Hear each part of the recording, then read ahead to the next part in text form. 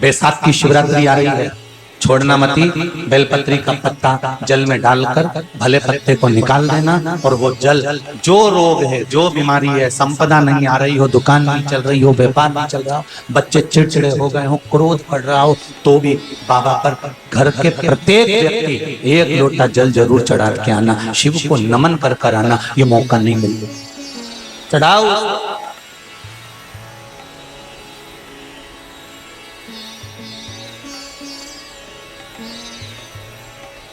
बैसाख के महीने में एक पकवान बनता है शंकर जी का।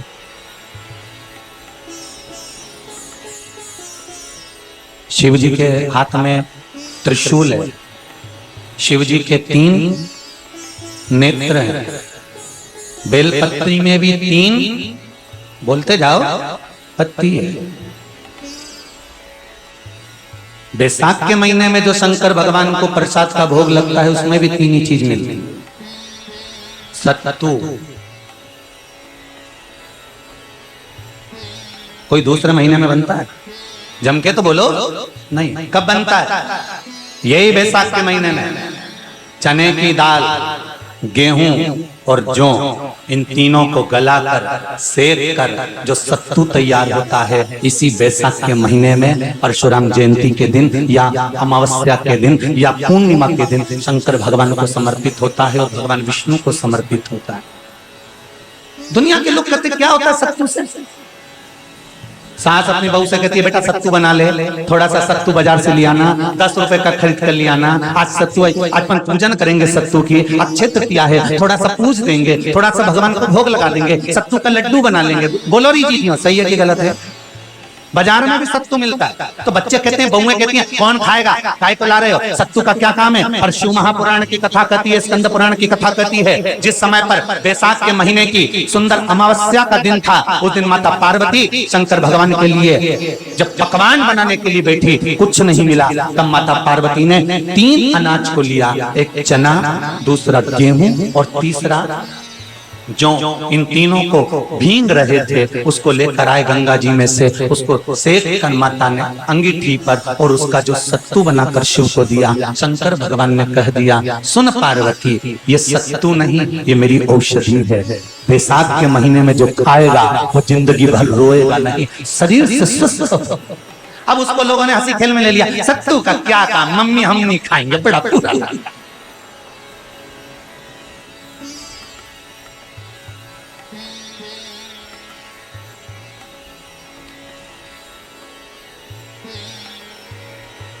शिव जी का एक एक चीज, बैसाख के महीने में पियो बेल। बेल मतलब समझ गए? बेल का रस। बैसाख के महीने में पियो बेल और शरीर को रखो ऑलिव बेल। पियो।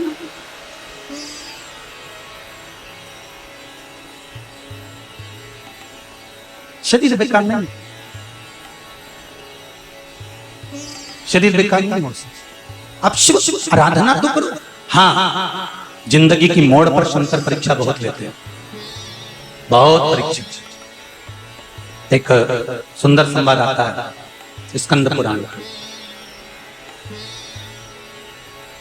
शायद आप लोगों ने सुना होगा, सुना हो तो भी सुन लो, नहीं सुना हो तो भी सुन लो।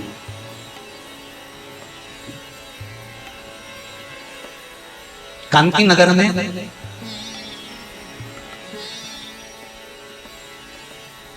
राजा चिड़ियाजी रहते थे। उनकी धर्मपत्नी का नाम था चांगुणा। क्या नाम है उनका? चांगुणा।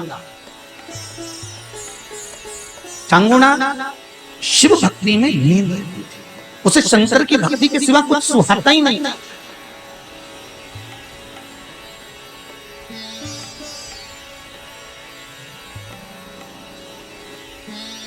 शिव आराधना के सिवा उसको कुछ भाता ही नहीं था। दिन भर शंकर की शरणागति करना, शिव का स्मरण करना, शिव भक्ति में डूबे रहना। शंभो शरणे पड़ी मांगू घड़ी रे घड़ी दुख काटो दया करी न दर्शन आपको शंभो शरणे पड़ी मांगू घड़ी रे घड़ी दुख काटो दया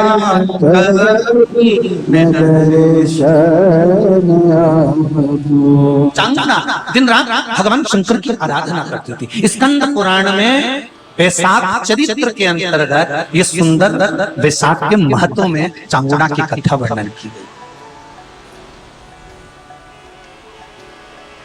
भक्ति बड़ी प्रबल, जैसे आप लोगों की है ना। चांगुना शंकर की आराधना में लगी रहती, उसे शिव की आराधना के सिवा कोई सुख मिलता ही नहीं। केवल शंकर की आराधना करना, शिव भक्ति में डूबे रहे। श्री शिवाय नमस्तु, श्री शिवाय नमस्तु। भगवान शिव की आराधना में डूबे रहे।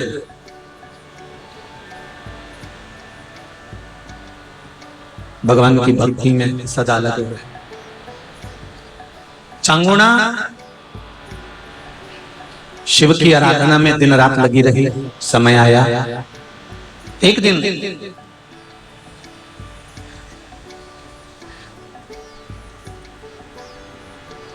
चांगुना के मन में आया, कीर्तन करते करते, भजन करते करते, कथा सत्संग संकीर्तन दान पुण्य स्मरण करते करते कई वर्ष निकल गए। कई वर्ष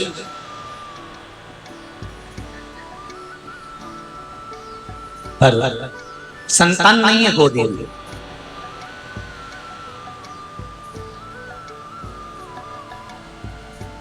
जब गोदी में संतान नहीं है, कई वर्ष निकल गए। आज देवाधिदेव महादेव के पास में बैठ गए, शिव जी की भक्ति में लग गए। बहुत ध्यान से सुनना, ये स्कंद पुराण का पावन चरित्र है जिसको अपन श्रवण कर रहे हैं।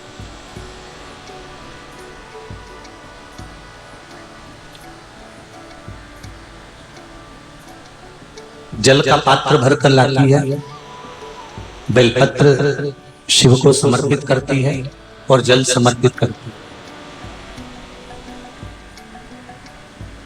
जहां शंकर भगवान की जलाधारी में से पानी नीचे बहता है, समझ लेना जरा अच्छे से हो। जैसे ये गोल जलाधारी है, ये शिवलिंग है, यहां से पानी नीचे बहता है। जब विशेष कोई दुख वाली बात आ जाती है या कोई तकलीफ खड़ी हो जाती है, बहुत बड़ी अगर कोई तकलीफ खड़ी हो जाती है, तो शिवलिंग के स्पर्श की जगह जहां से पानी बहता है, जाता है ये गोल, और यहाँ से जो भगवान के चरण है जहां से पानी नीचे गिरता है, समझ रहे हो ना सब लोग। उस स्थान पर अपनी जो ये हथेली होती है, इस हथेली को कुछ देर लगा लिया जाता है। कौन सा स्थान? जहां से शिवलिंग पर जल चढ़ा, ये जलाधारी में गोल घूमा, घूम के जहां चरण से नीचे जाता है, वहां कुछ देर के लिए इस हथेली को लगा लिया जाता है। अपनी हाथ की, सीधे हाथ की हथेली को लगाया जाता है। और देवाधिदेव महादेव का या तो पंचाक्षर मंत्र या षडाक्षर मंत्र या श्री शिवाय नमस्तुभ्यं इस मंत्र का या महामृत्युंजय मंत्र का स्मरण कर ले, और दिल की बात भगवान शिव से कह दी जाती, हृदय से कहकर 2 दिन, ज्यादा से ज्यादा 3 दिन, ज्यादा से ज्यादा 5 दिन, बस 6ठे दिन की जरूरत नहीं पड़ेगी। बाबा रास्ता खोल देगा और कार्य सफल कर देगा। दिल की बात कहो शिव से, बेस और बेस होगी नहीं।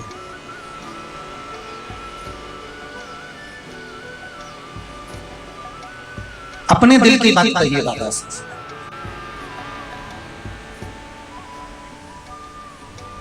और जब दिल की बात कहोगे, हृदय की बात जब बाबा से कहोगे तो बाबा सुन निश्चित है।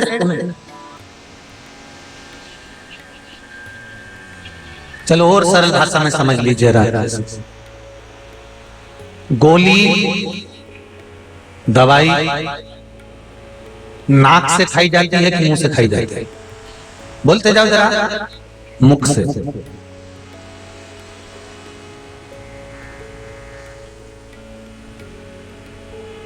और विक्स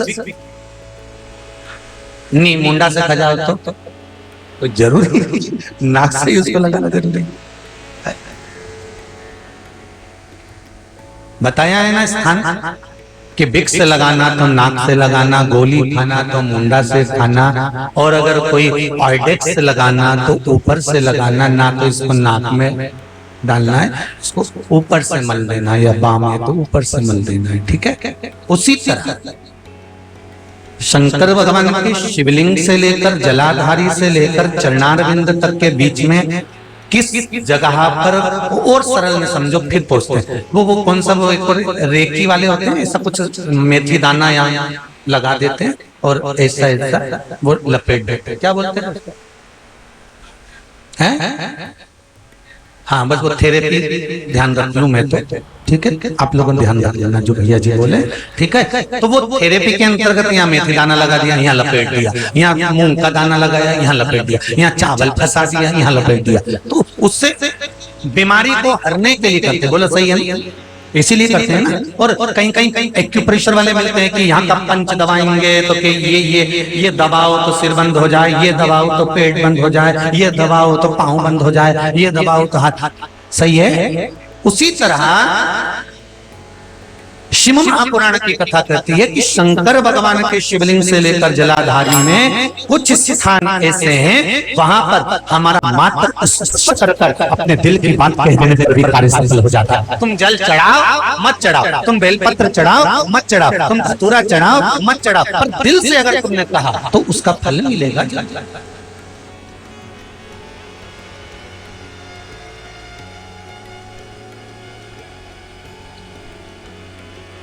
सत्तू 12 महीने खाओ मत खाओ। कौन सा महीना? बैसाख के महीने में सत्तू जरूर। और सत्तू चाइना से नहीं आएगा, इंडिया में बनेगा और बना भारत में ही।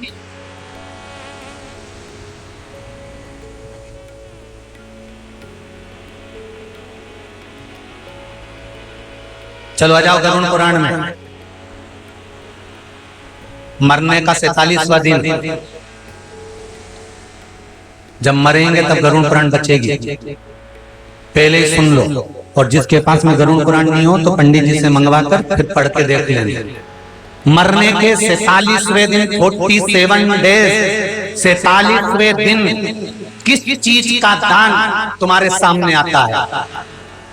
मरने के 47वें दिन।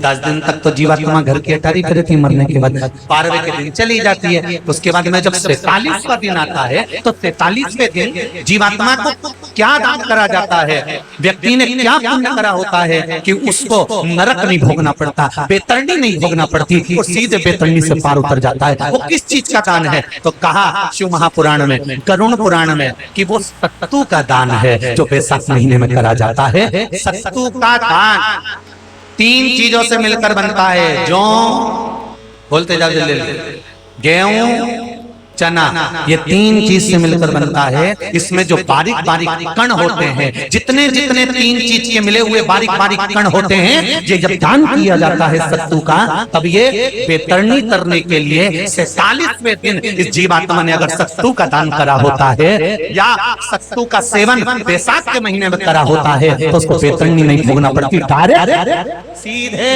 रतलाम उज्जैन से डायरेक्ट।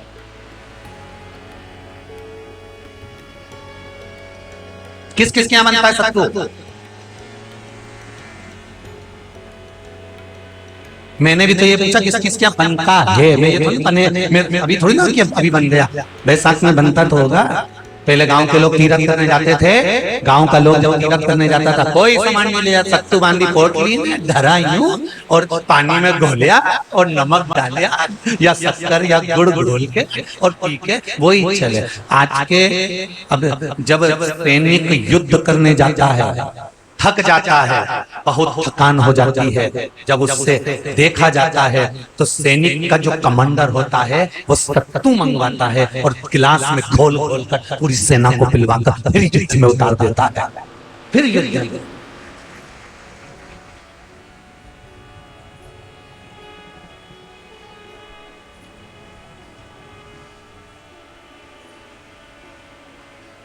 साधारण नहीं है। हमारे सत्तू में जितने बारीक बारीक कण होते हैं, जितने बारीक बारीक कण, अब तुम्हें काम करना, अभी जब फ्री रहो तो कागज पे रख के सत्तू का एक कण गिनना, तो बारीक बारीक गिनते रहना जरा। तो तुम्हारा क्या जाए गिनने में? भगवान कृष्ण के हाथ में पट्टी बंधी थी तो उनने भी तो रुक्मणी को गिनने को दिया था, जरा गिन तो जरा इसमें कितने धागे। रुक्मणी जी ने कहा इसमें 9,999 धागे हैं। भगवान ने कहा बस यही 9,999 मुझे द्रौपदी को वापिस लौटाना है। गिनती लगा, अभी अभी लगा लो ऊपर, तो भगवान गिन के बता ही देगा कि तुमने जो सत्तू दान करा था, तुमने जो सत्तू खाया था, तुमने जो सत्तू भगवान को दिया था, सत्तू का लड्डू बनाकर तुमने बैसाख महीने में भगवान की जो पूजन करी थी, तो अमावस्या के दिन, पूर्णिमा के दिन या अक्षय तृतीया के दिन तुमने जो सत्तू दिया था, भगवान तो गिनती बता देगा कि उस सत्तू में कितना कण था। और अगर नहीं बताए तो तुम आंदोलन पे बैठ जाओगे। क्या मैं बताओ पहले हमने कितना सत्तू दिया था, उसमें कितने कण थे?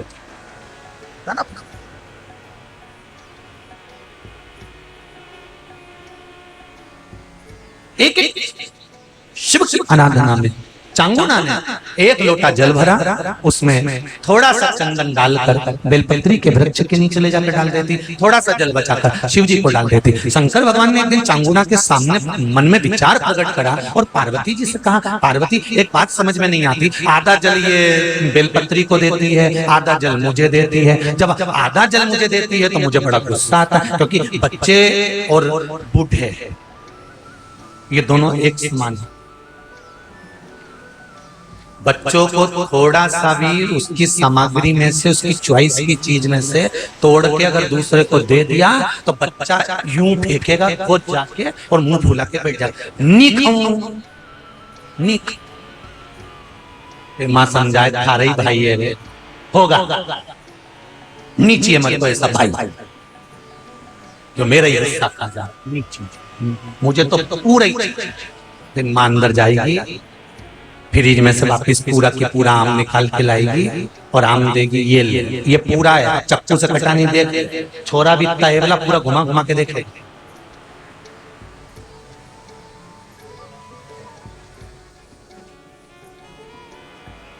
पूरा देख लिया तब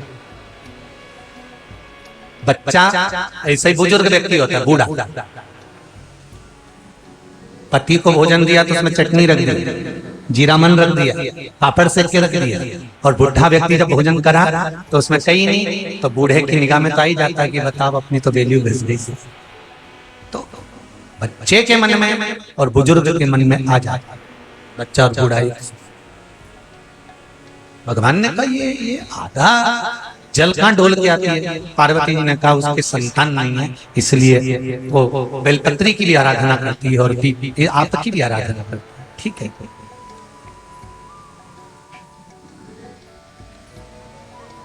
भगवान देवदेव महादेव ने देखा चांगुना ने बहुत सेवा कर ली। आज भगवान सुंदर एक संत का रूप धरकर चांगुना के दरवाजे पर पहुंच गए, अलग जगह। चांगुना दौड़ कर आई, बाबा जी आइए, क्या लाऊं मैं आपके लिए? भिक्षाम देहि, भिक्षाम देहि। बाबा ने सब दूर से भिक्षा ली और चांगुना जैसे परात भरकर रानी चांगुना देवी खूब सारा सामान लेकर आई, तो बाबा ने मना कर दिया, मैं आपके हाथ की भिक्षा नहीं ले सकता, मुझे नहीं लेना। क्यों? कहा आपकी संतान नहीं, आपकी औलाद नहीं है, संतान नहीं है। और अगर आपकी संतान नहीं है तो आपके हाथ की भिक्षा लूंगा तो मैं भिक्षा लेकर जाऊंगा कहां?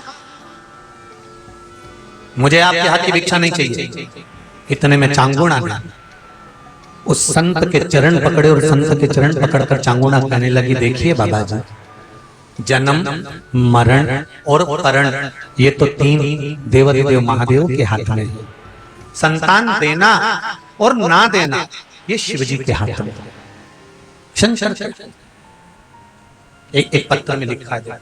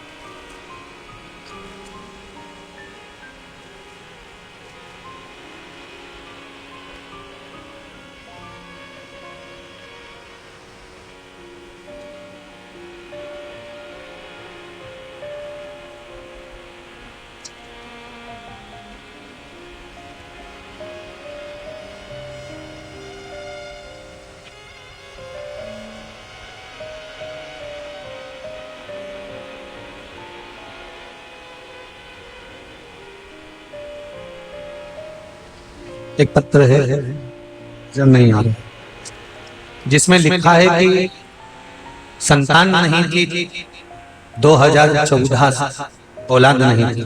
जिसने भी लिखा होगा पत्र,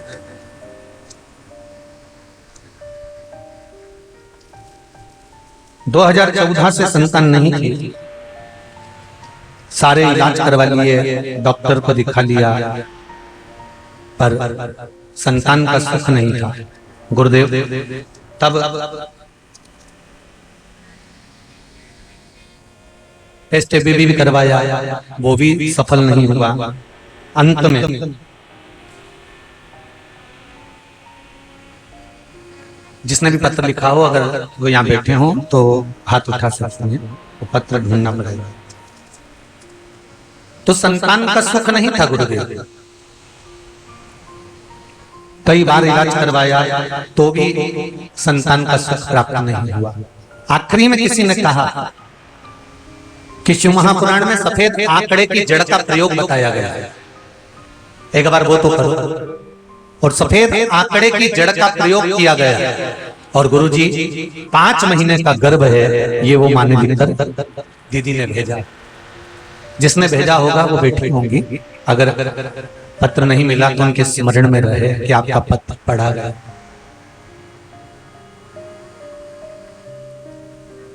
आप ही ने लिखा है क्या? दोनों हाथ हिला दो एक बार। हाँ, दोनों हाथ हिला दीजिए, बिल्कुल पीछे एकदम।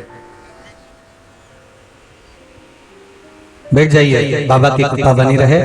जल्दी जल्दी बाबा आपकी गोदी में लाला लाली खूब आनंदमय प्रदान करे, यही बाबा से निवेदन है। काशी विश्वनाथ भगवान की, शिव ओघड़ का महाराज। चांगुणा ने चरण पकड़े, बाबा संतान देना और नहीं देना ये तो भगवान के हाथ है। अब जरा विचार करिए, 2014 से संतान नहीं, अभी कौन सा चल रहा है? कितना साल हो गया?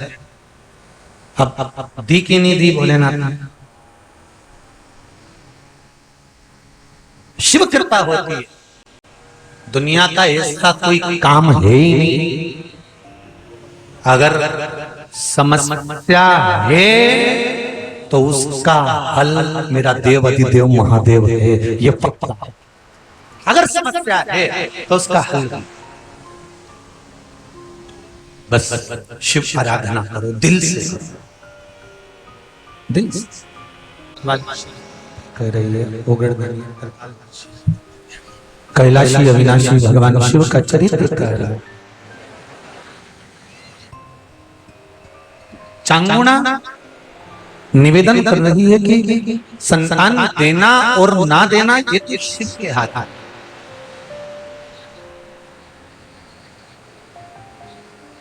श्री, सभी लोग बोले और प्रेम से बोले, क्योंकि कथा के मध्य में जब भी ये मंत्र आता है अपने दिल की बात भगवान देवाधिदेव महादेव से कहना रहता है। श्री शिवाय नमस्तुभ्यं, श्री शिवाय नमस्तुभ्यं, श्री शिवाय नमस्तुभ्यं। भगवान शंकर भगवान जो रूप बदल कर आए हैं, मेरे ओघड़दानी जो रूप रख कर आए हैं,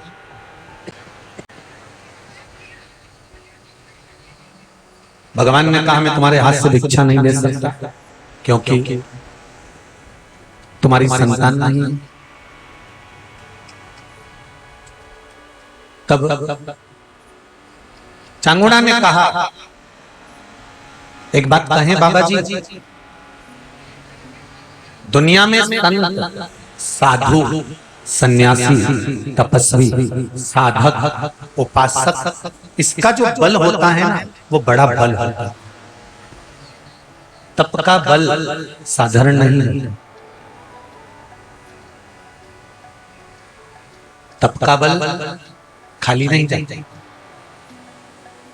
गुरुदेव, आपने अगर कभी जीवन में भक्ति करी है ना, तो ये विश्वास मानकर कहती हूँ, आप मुझे आशीर्वाद देंगे तो मेरे घर में संतान जरूर होगी, ये भी पक्का है। आप बस खोल दो कि संतान होगी। बहुत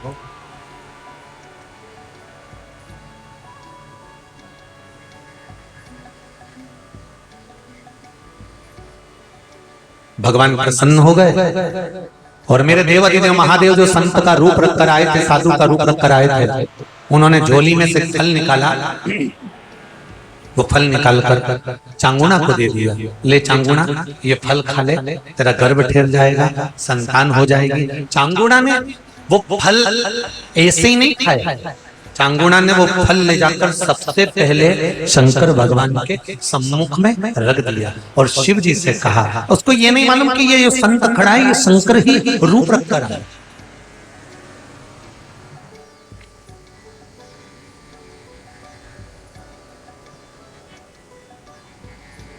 चांगुना की शिव भक्ति से शंकर प्रसन्न है। आप प्रतिदिन शंकर के मंदिर जाना चालू कर दो, आप प्रतिदिन भगवान शंकर को जल चढ़ाना प्रारंभ कर दो, आप प्रतिदिन सूर्य को अर्घ देना प्रारंभ कर दो, आप एक बेलपत्री हफ्ते में एक बार शंकर पर चढ़ी हुई खाना प्रारंभ कर दो। रोज मिल जाए तो ठीक, नहीं तो हफ्ते में एक बार रोज खाना प्रारंभ कर दो। रुद्राक्ष का जल पीना चालू कर दो, शिव जी पे चढ़ाओ, तात्विक सुख दे।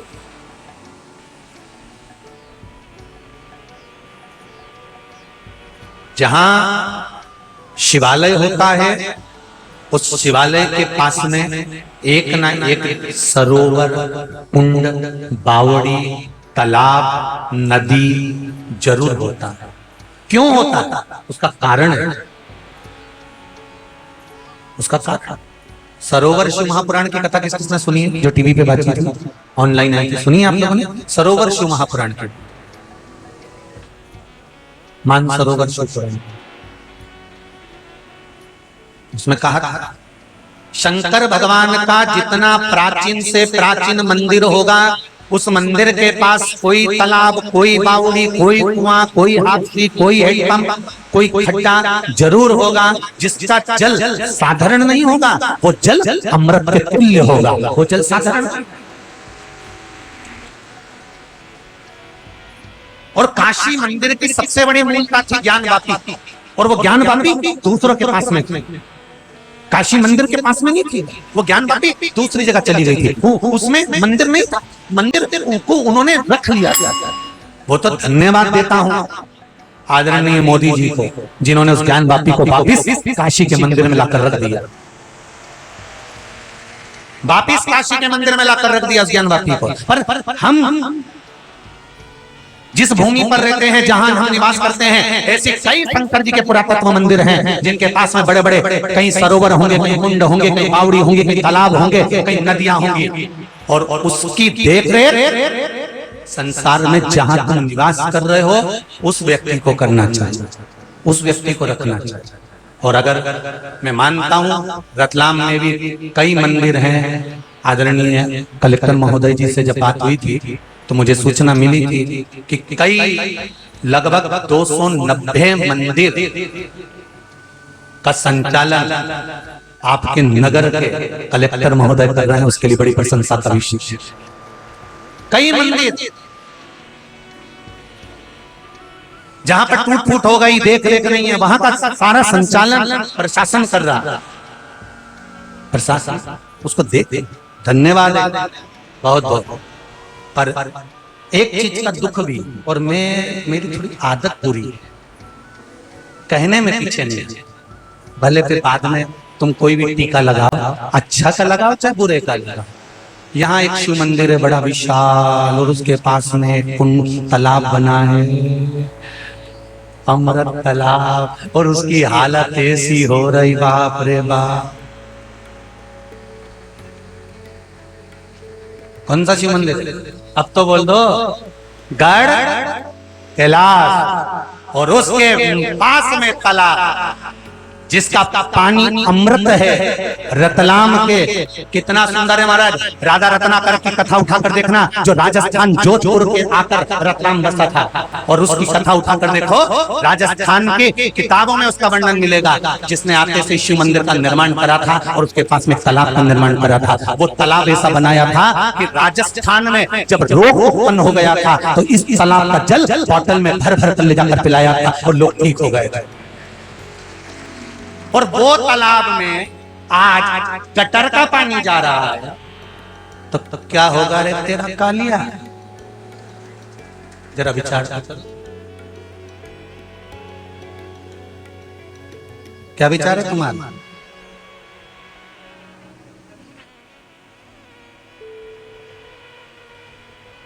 अगली बार जब रतलाम आऊं तो तालाब को देखूं तो मेरा भी मन करे कि इसका पानी पी के मैं भी अमर हो जाऊं, तो सुख है। धरोहर है ये हमारी धरोहर, उस धरोहर को हमें, और ये सब काम प्रशासन का ही नहीं होता कि प्रशासन ही इसको करे। फिर तुम क्या करो, लड्डू खाओगे कि सत्तू?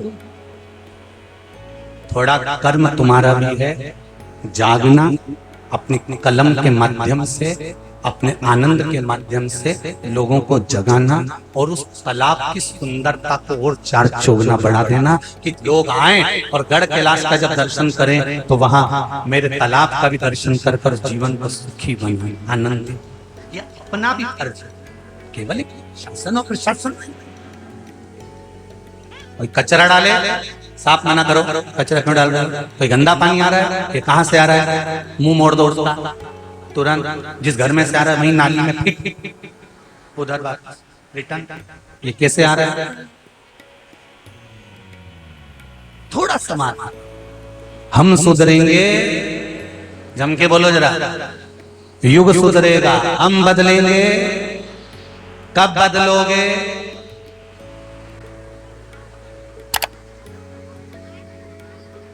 सांप तो नहीं है जो सूंघ गया, आज से, बस अभी से।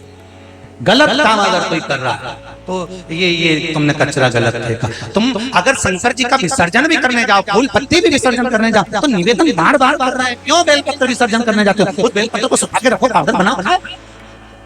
फूल है, कोई सामान है, तो उसको नदियों में, पवित्र पवित्र नदियों में, छिपरा, गंगा नदी, जो पवित्र पवित्र नदियां हैं, तालाब है, सरोवर है, कुंड है, इनको साफ रखो, शुद्ध रखो, जिससे आने वाली पीढ़ी भी इसका प्रयोग कर सके। आज के पढ़े लिखे लड़कों को अगर तालाब का पानी दे दो, नहीं तो पिए नहीं, बिसलेरी, तो कह दो हारे लहरी। इनके कौन आचमन करेगा? कौन कुंड का पानी? समझाओ, आने वाली पीढ़ी के लिए जरूरी है, बहुत। महाराज फल दिया, शिव जी के सामने रख दिया, शंकर भगवान ने वो फल सम्मुख में शंकर के आ गया, अब वो फल साधारण नहीं हो सकता। फिर कथा में कहूंगा, जिस कपड़े को आप पहनते हो, नई साड़ी है, पहले ले जाकर भगवान को चढ़ा दो, पहनो, उसकी कीमत बढ़ जाएगी। कोई भोग है, प्रसाद बना है, भगवान को भोग लगाओ, पाओ, उसकी कीमत बढ़ जाएगी। सब्जी भाजी तरकारी पापड़ बड़ी जो भी आप बना रहे हो, पहले भगवान को दो, उसके बाद पाइए, उसकी कीमत बढ़ जाएगी, उसका आनंद बढ़ जाएगा, उसका स्वाद बढ़ जाएगा। अब भगवान कहो तो देव को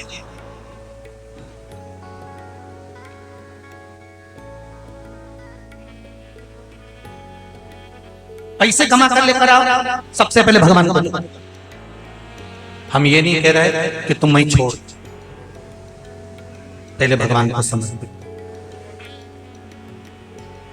प्रभु ये आपकी कृपा से आया है, लीजिए, इसको प्रसाद कर दीजिए। जितने दिन ये लक्ष्मी मेरे घर में रहे, उतने दिन मेरे घर में बेटी बनकर रहे और उद्धार करे मेरा और मेरे जीवन का। लक्ष्मी भी रखो तो उसको समर्पित कर कर रखो।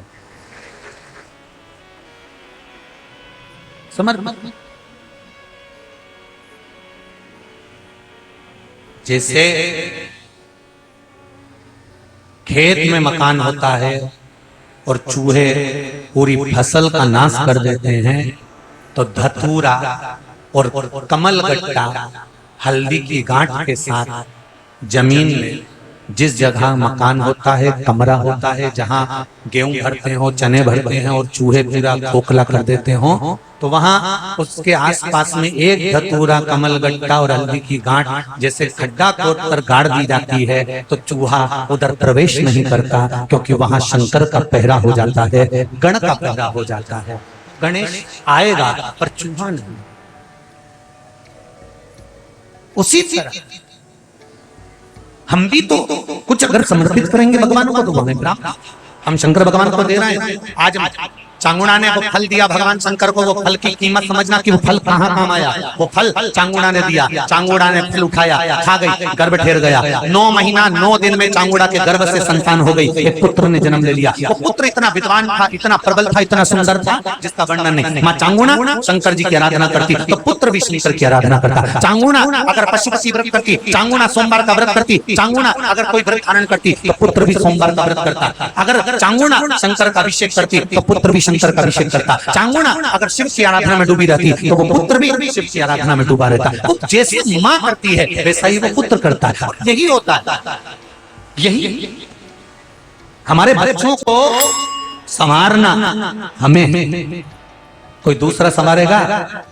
तुम्हारे बच्चे अगर बिगड़ेंगे ना, सबसे पहले अगर आनंद आएगा ना, तो दूसरों को ही आनंद आएगा। अच्छा है। और जैसे वो स्वान को कुत्ता को नहीं कहते, ऐसे इसको कहते लगे रहो, बहुत बढ़िया काम कर रहे हो, लगे रहो, बहुत बढ़िया काम कर रहे हो, लगे रहो।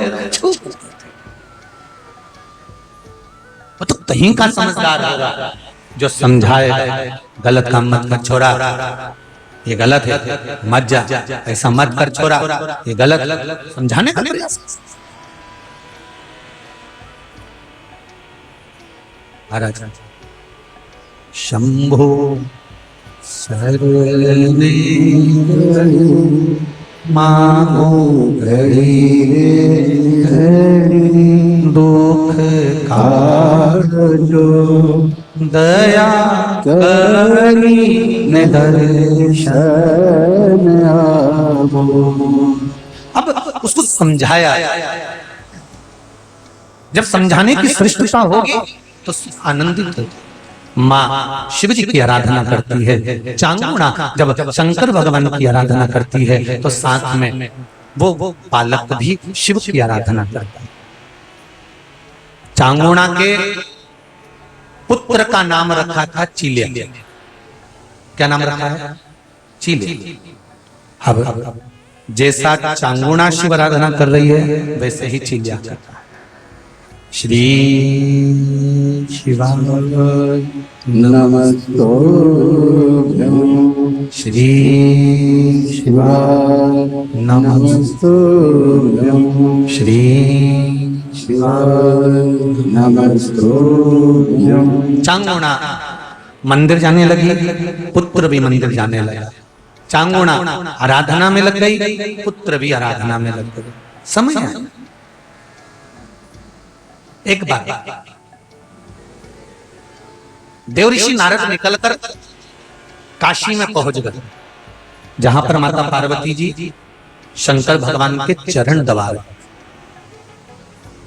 ध्यान देना जरा कथा था।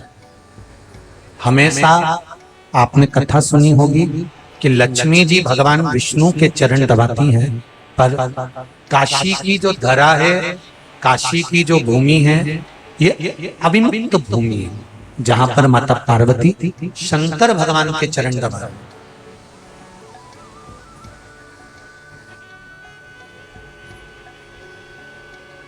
भगवान शिव के चरण, हमेशा माता लक्ष्मी भगवान नारायण के चरण दबाती है, पर काशी की धरा पर अविमुक्त नगरी में, जहां भगवान शंकर अड़भंग बनकर बैठे हुए,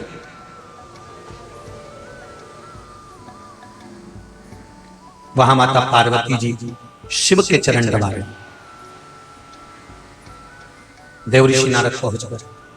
श्रीमन नारायण, श्रीमन नारायण, श्रीमन नारायण। जैसे ही देवऋषि नारद जी पहुंचे, पार्वती जी खड़ी होकर निवेदन करी देवऋषि नारद से, नारद जी, शंकर भगवान के सबसे बड़े भक्त का नाम बताओ, जो शिव की आराधना में दिन रात डूबा रहता, उसका नाम बताओ। पार्वती जी को लगा कि देवऋषि नारद मेरा ही नाम लेंगे, क्योंकि मैं ही दिन भर सेवा करती हूँ शिव जी। रोज मंदिर जाने से कोई भक्त नहीं बन जाता, ठीक है?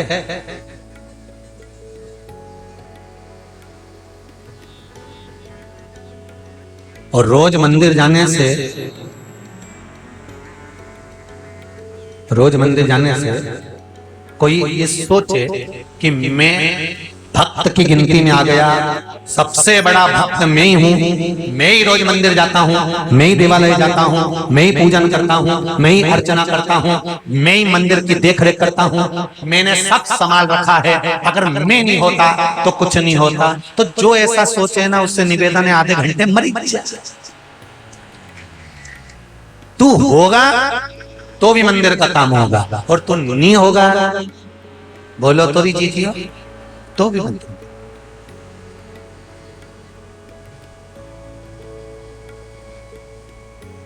कथा पाटीदार जी करा रहे हैं क्या? नहीं। कथा सियोर वाला महाराज बाच रही है क्या? नहीं। कथा कमलाबाई सुन रही क्या? नहीं।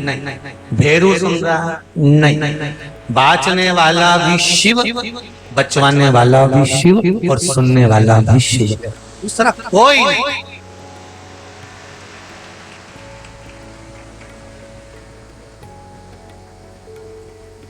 घर तक तुम्हारी पहचान है, शमशान में पहुंचे कि मुर्दा हो, सही है गलत है? घर तक तुम्हारी पहचान है, लोग कहेंगे कौन मर गया, तो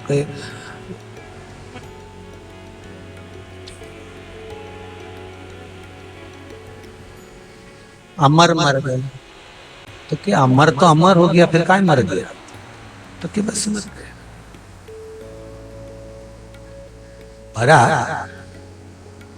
घर तक तुम्हारी पहचान है, घर तक तुम्हारा नाम है, जिंदा हो तब तुम्हारा नाम है, मरने के बाद जब शमशान में पहुंचे तब केवल मुर्दा। कितनी भी कंपनी का सामान पहन लो, घड़ी भी HMT की, साबुन पेयर्स का, कपड़ा रेमंड का, शूज बाटा था, जितनी कंपनी का पहन लो, जब मरोगे तब घर के लोग रोते रोते किसी से भी कह देंगे सामान लिया, सामान। और जैसे ही दुकान वाले के पास जाओगे, पूछेगा भी नहीं कि नाप क्या है, उसको सब मालूम है, कटाया कपड़ा धरा, लपेट के दे दिया, लपेट दो, तो पूछ तो लो कौन सी कंपनी का है। पूरी जिंदगी कंपनी का माल पहना, ब्रांड का पहना, और मरने के बाद ब्रांड कहीं पता नहीं पड़ा कौन सी कंपनी का था। कौन से ब्रांड?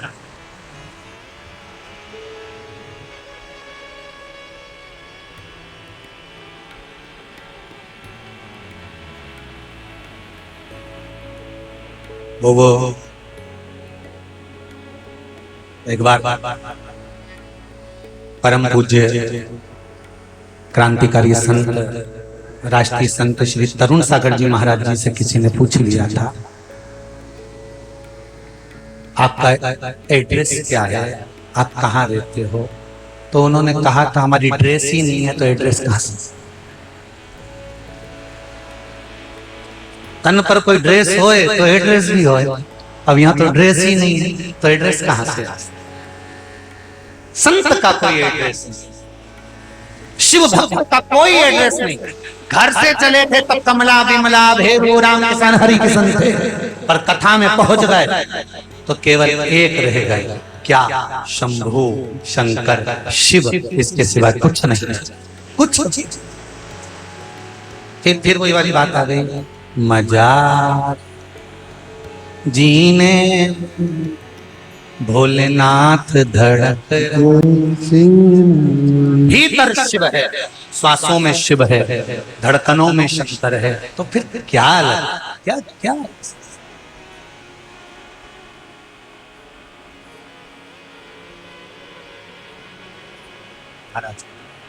बेटे को ज्ञान दिया, चांगुड़ा बड़ा प्रबल ज्ञान दिया, और यहाँ पार्वती जी ने पूछ लिया देव ऋषि नारद से कि शंकर जी का सबसे बड़ा भगत कौन? शंकर भगवान का सबसे बड़ा भगत कौन? तो देव ऋषि नारद श्रीमन नारायण। माता जी बुरा तो नहीं मानोगे, क्योंकि सत्य जब बोला जाता है तो अच्छे का मुंह भगोना हो जाता है, सत्य ही तो सहन नहीं होता।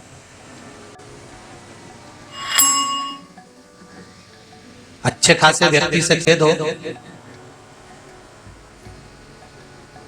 मर जाए, इतना ही किया नहीं, वो सत्य कहा, मृत्यु सत्य है, आया है सो जाएगा।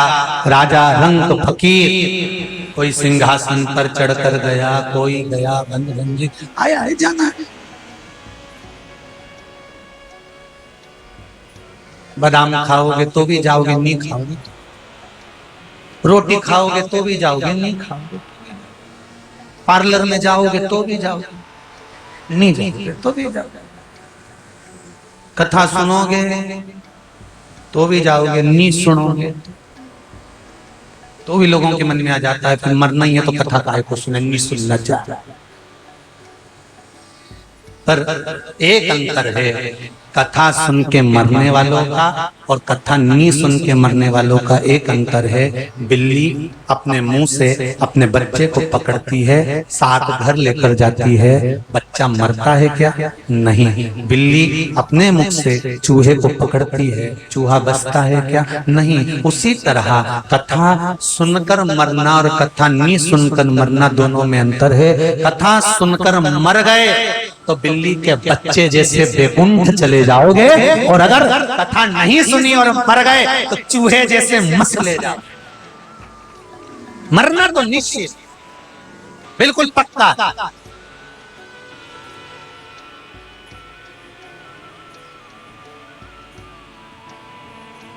तैयारी करके रखो एकदम पूरी। कथा में आने से पहले जब तुम्हारी तैयारी हो जाती है ना, जल्दी चलो और जल्दी से रोटी बनाओ, ने बर्तन पटका और जल्दी से छोटी मोटी करके मुंडा पेंसिल से लाइन खींच के डब्बा भर के पर खुरा के, और जो पल्लू मल्लू लई जो चली, और ये राम रुमाल तो भूल गई अलमान में से, और फिर देखे हमारी चप्पल की पल देख दुखा के, और फिर आई और कथा में फिर किनंग बेटी लीला देख दुखा के, फिर उनके पटली मटली डाल तो बेटी तो कदे आई?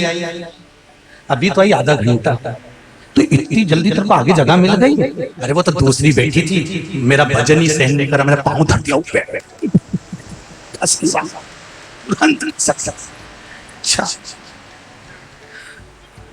भगवान तेरा भला करे हो, तूने हमारे लिए जगह रखी हो, तूने मेरे लिए यहाँ जगह रखी, मैं तेरे लिए वहां रखूंगी हो।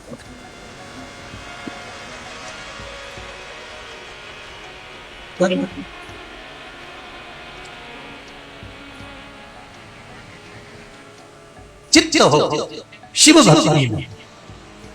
बताओ नारद जी, शंकर भगवान का सबसे बड़ा भक्त कौन? देव ऋषि नारद ने कहा बुरा तो नहीं मानोगी? हाँ तो बोल। नारद जी ने कहा शंकर जी की सबसे बड़ी भक्त है कांति नरेश की धर्म पत्नी चांगुड़ा।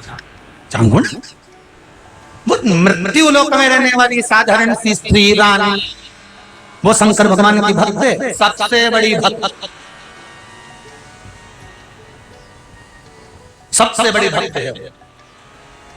ओहो, पार्वती जी के तो अब रोटी नहीं भाई।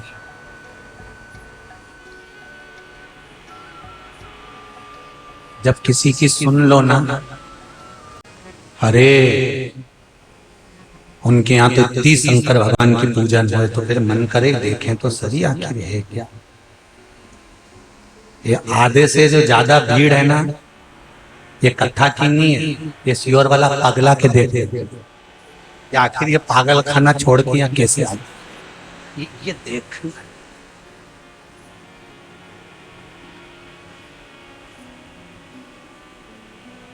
कथा वाचने वाला पागल, कथा करवाने वाला पागल, कथा सुनने वाला पागल। समझदार तो वो है जो दुकान पे बैठे हैं बेचारे, कमाए जा रहे, कमाए जा रहे,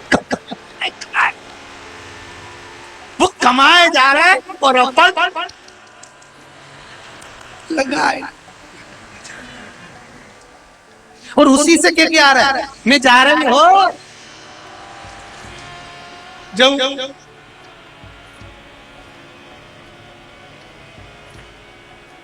तो कल बोला था ना, पति पत्नी का है इस जग में बड़ा ही सुंदर नाता, बैठी बैठी पत्नी खाती पति कमा मर जाता। बेचारा वो कमा कमा कमा कमा कमा कमा, एक बार मुंह से नहीं निकला।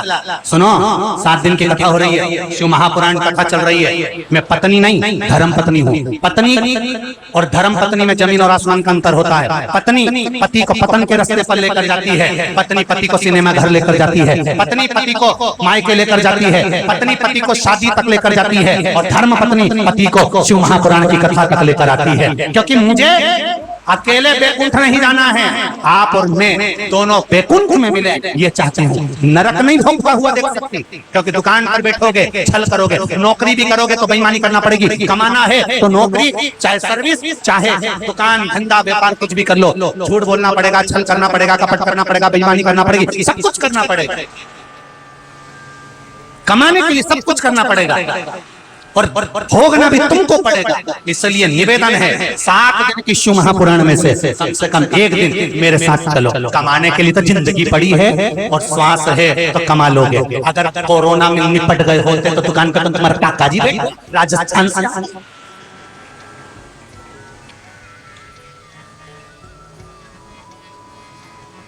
सोमानी जी सही है वो ना दे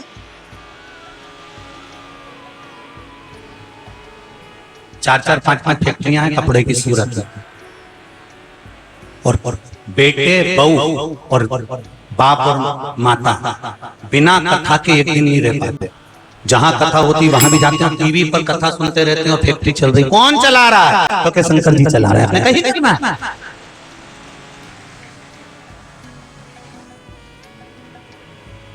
सूरत में कम से कम 4-5 फैक्ट्रियां होंगी कपड़े कपड़े कपड़े।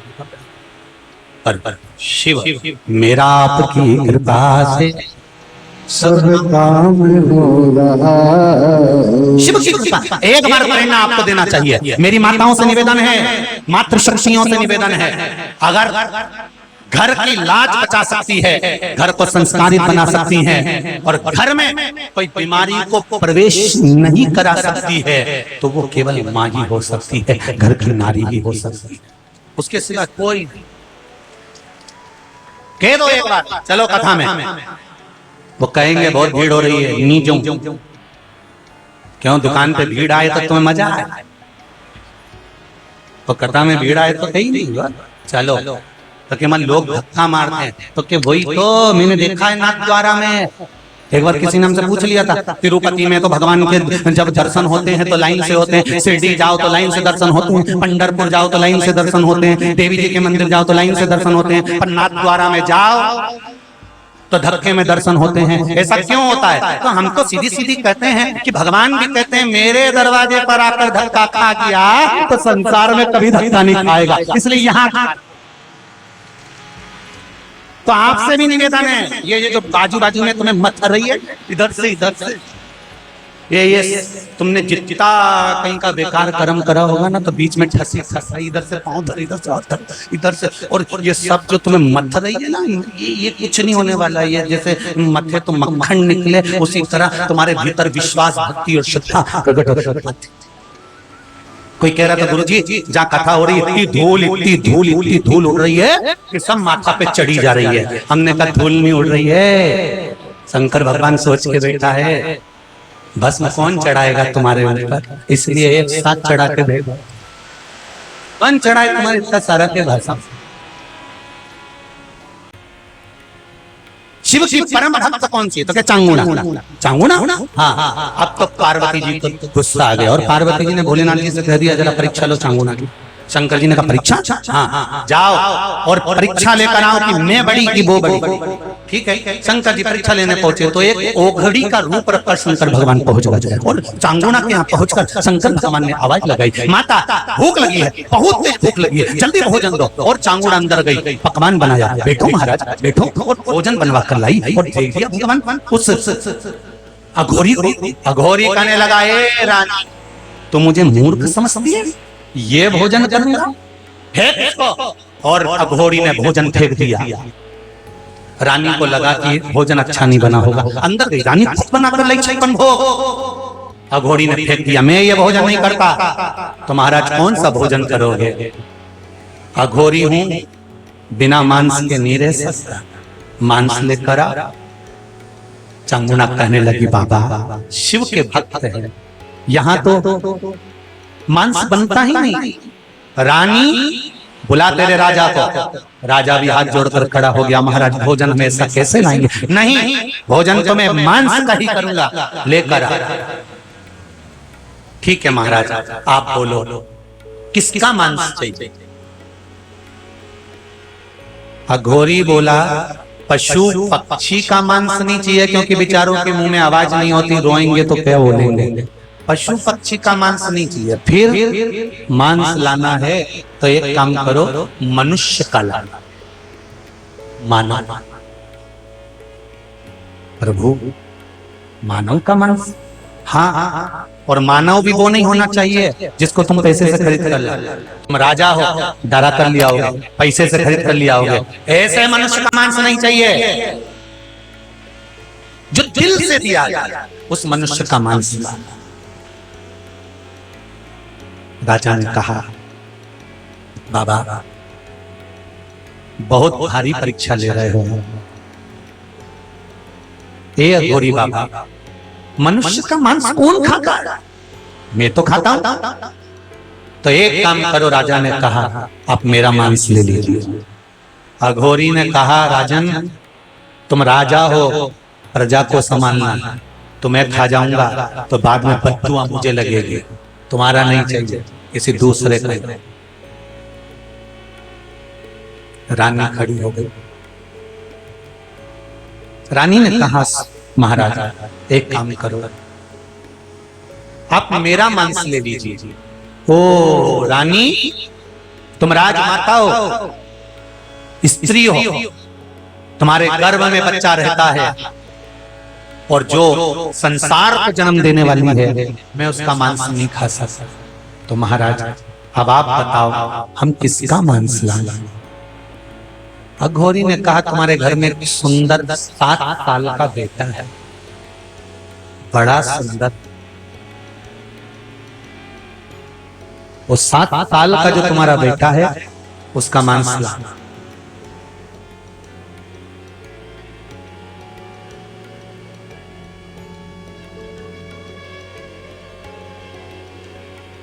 चांगुणा बिलख पड़ा। जिस पुत्र को पाने के लिए जिंदगी निकाल दी थी, चरणों में गिर गई गुरुदेव, क्षमा। ये नहीं हो सकता। अघोरी ने कहा, चांगुणा तू मेरा अपमान कर रही है, तूने वचन दिया था कि क्या खाओगे मैं वो खिलाऊंगा, अब क्यों मुकर रही, क्यों मुकर रही है? पुत्र का वध कैसे? नहीं, तुम्हारा पुत्र का मांस, जाओ।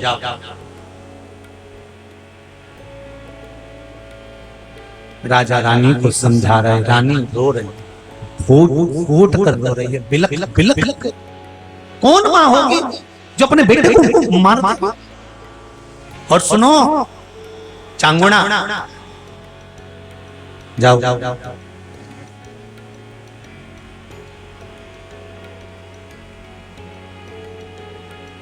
चांगुणा गई, बेटे को आवाज भी लगाया, धर्म निभाना है, सतमार्ग पर चलना बहुत कठिन है, वचन दे दिया, निभाना बहुत कठिन था। पुत्र चिल्ला आया दौड़कर, हाँ मां, आ बेटा। रसोई घर में मां हृदय पर पत्थर रख कर गई, बेटे को एक पत्ते पर सुला दिया। बेटा कह रहा है, मां तू ये तलवार लेकर क्यों खड़ी है? मां तू मुझे मारना चाहती है? 7 साल का पुत्र कहता है, मां तू मुझे मारना चाहती है? बेटे को गले लगा लिया चांगुणा ने। हाँ पुत्र, पहली तेरी मां होगी जो अपने बेटे को मार रही होगी, टुकड़े कर रही होगी तेरे। मां मत, अभी में तो मैंने पूरी जिंदगी नहीं देखी मां, मां मुझे छोड़ दे। मां ने गले लगाया। पुत्र ने प्रश्न करा, मां ये बता कि तू मुझे मार क्यों रही है? दरवाजे पर एक अघोरी आया है, भूखा है, मनुष्य का मांस खाना है, मनुष्य भी अपना होना चाहिए। मां धर्म को निभाना है। हाँ तो एक काम कर मां, उठा तलवार, अपने बेटे का शरीर काट। सो गया चिलिया। मां ने शरीर के टुकड़े करना चालू कर दिए, शरीर के टुकड़े टुकड़े करे, थाल में रखे और रख कर ले गई अघोरी के पास। ले महाराज ये लीजिए खाइए। अघोरी ने कहा, रियो ले जाकर फेंक दे बाहर, मैं कोई जानवर हूं जो कच्चा मांस खाऊंगा? तल कर ला।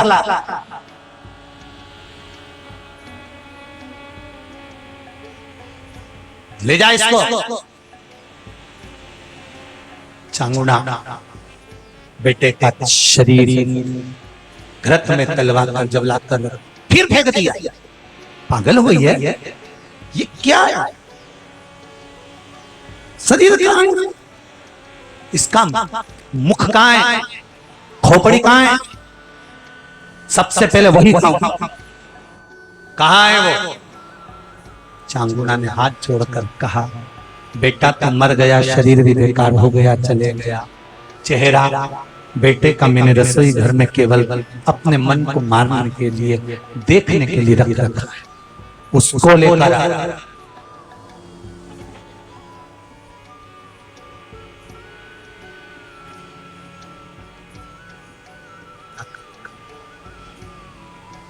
अब खाऊंगा मैं मांस। अघोरी बोला, अब खाऊंगा। जा, मैं अकेला मांस खाऊंगा? अकेला? अकेला खाऊंगा तो नरक चले जाऊंगा, इसलिए बांट कर खाऊंगा। जा।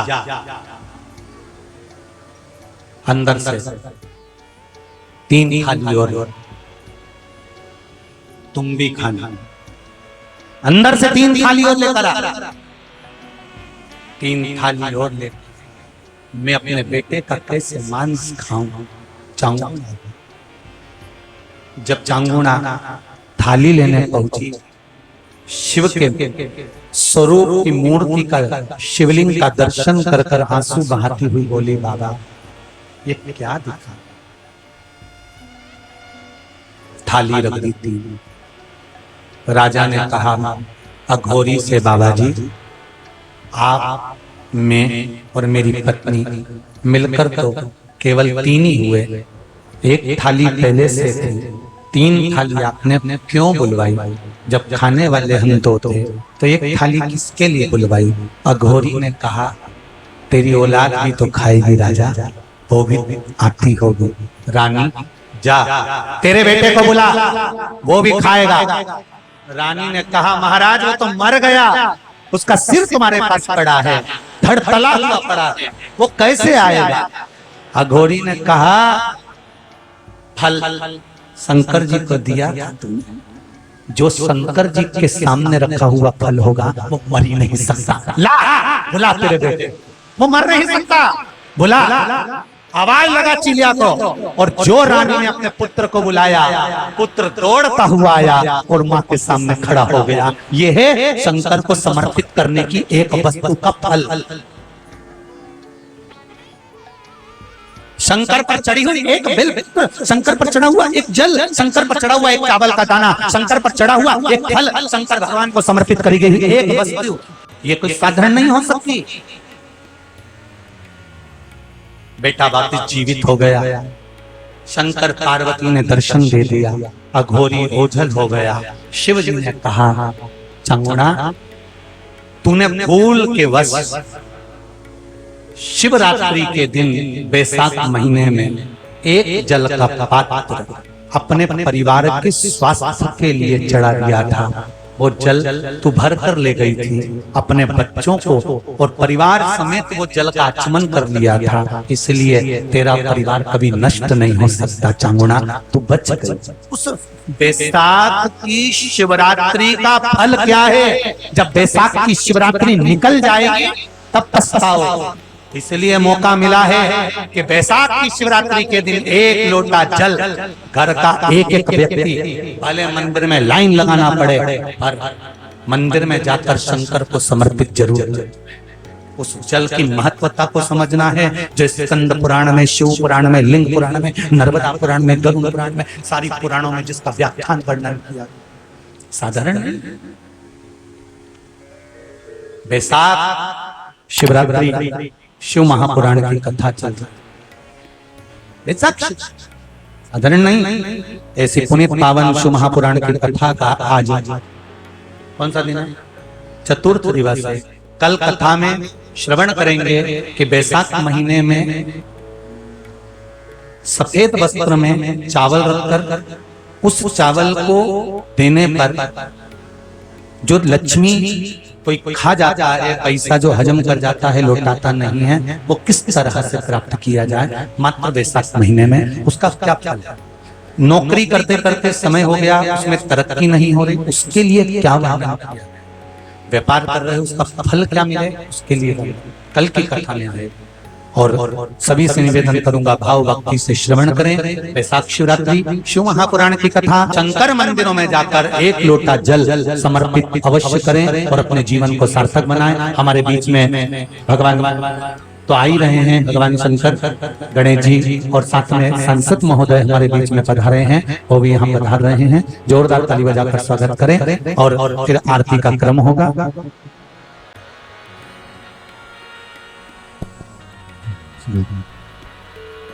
पत्र बहुत सारे हैं आप लोगों के, पढ़ नहीं पाया हूँ। आज के पत्र में ले जाकर कक्ष में इसको पढ़ता हूँ और जो अच्छे अच्छे पत्रों का स्मरण जरूर करूंगा, या एक काम करता हूँ यहीं रख देता हूँ, कल इसको अवश्य पढ़ूंगा। इसका ध्यान रहे, जो पत्र रह गए हैं उनको कल अवश्य पढ़ा जाए।